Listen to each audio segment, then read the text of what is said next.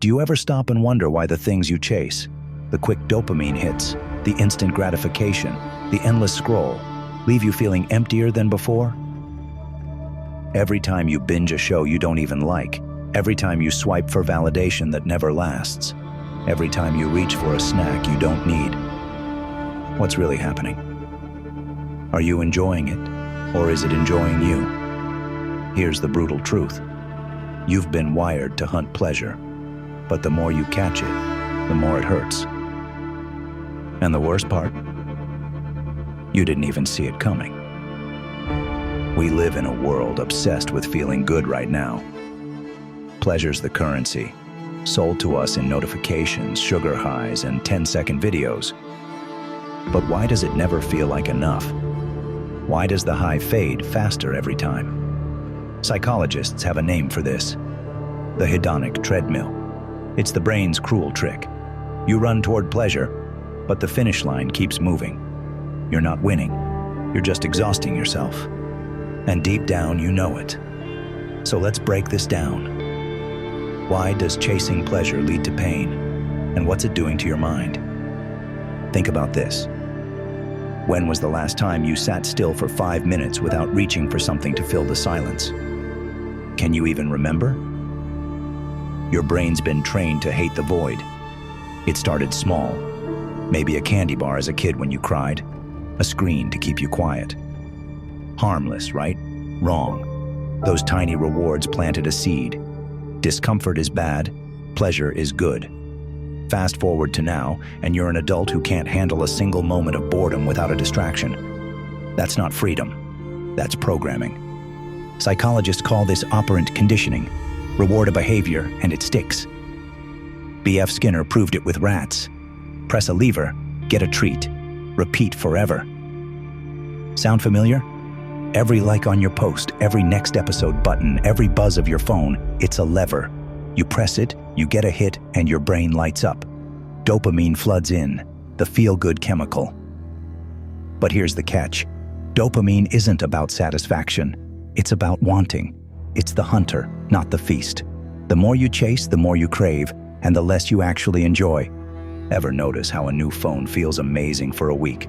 Then it's just a phone. That's the hedonic treadmill in action. Your brain adapts to pleasure. It's called hedonic adaptation. Scientists say it's evolutionary. If our ancestors got too cozy after one good meal, they'd starve the next day. So the brain resets. Pleasure becomes the baseline, and you need more to feel anything. A cookie turns into a sleeve. A 5-minute scroll turns into an hour. A casual fling turns into a desperate need for someone new. You're not happier. You're just hungrier. But it gets worse.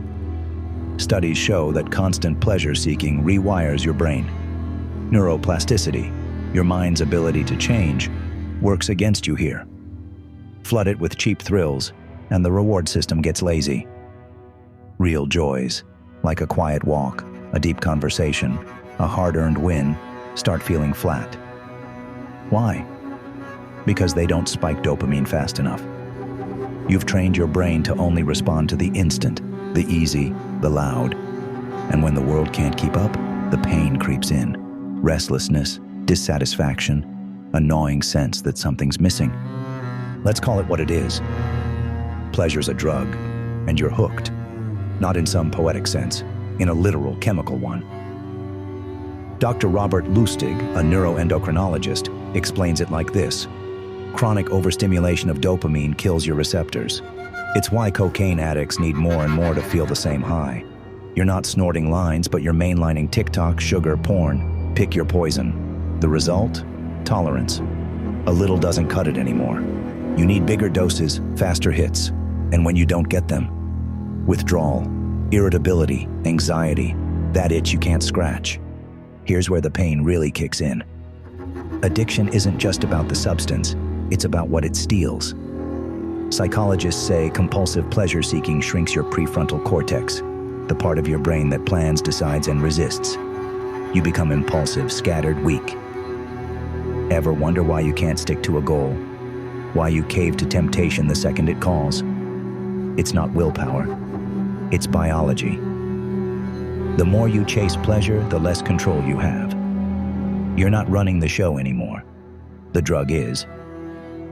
Now let's hit the paradox that'll twist your head. The easier pleasure gets, the harder happiness becomes. Think about it. 100 years ago, a piece of chocolate was a rare treat. People savored it. Now you can shove a whole bar in your mouth and barely taste it. Why? Because abundance kills appreciation. Psychologists call this the scarcity principle. Things feel valuable when they're rare. Flood your life with instant gratification, and nothing matters. Every song's on Spotify, every meal's on DoorDash, every face is on Tinder. You've got it all, so why do you feel nothing? This isn't just philosophy, it's data. A 2021 study from the Journal of Happiness found that people who prioritize short-term pleasure over long-term goals report higher rates of depression. Why? Because real joy, deep, lasting happiness, comes from struggle, not ease.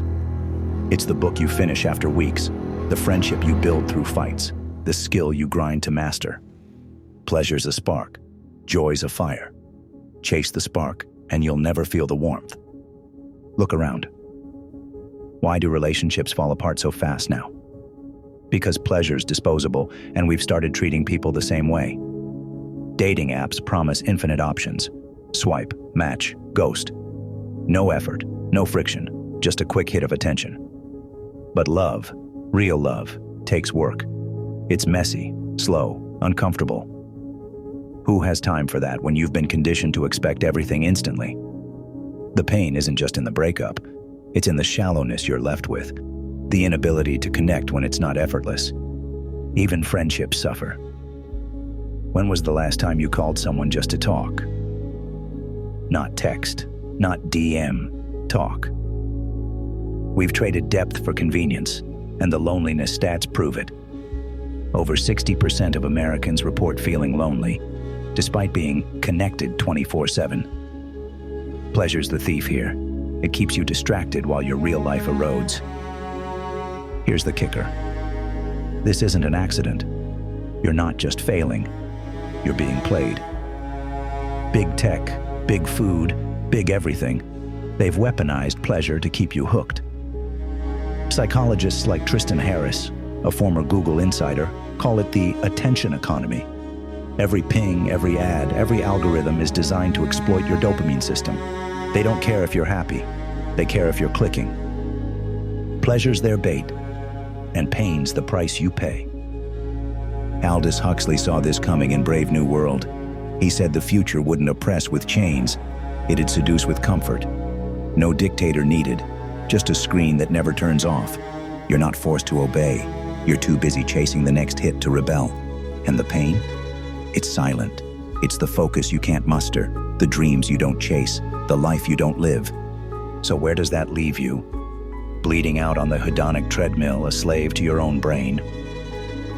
Not quite. Here's the flip side. You can break this. Psychologists say it starts with one word: delay.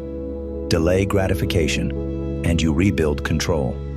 It's called the marshmallow test principle. Kids who waited for 2 treats instead of grabbing one grew up more successful. Why? Because resisting pleasure strengthens your mind. Every no to the easy is a yes to the real. Start small. Next time you reach for your phone, wait 5 seconds. Feel the itch, watch it fade. Next time you crave a snack, ask why, hunger or boredom. It's not about quitting pleasure, it's about owning it. Dopamine's your servant, not your master. Studies show this works. A 2018 paper from Stanford found that practicing delayed gratification boosts prefrontal cortex activity. You're not just resisting, you're rewiring.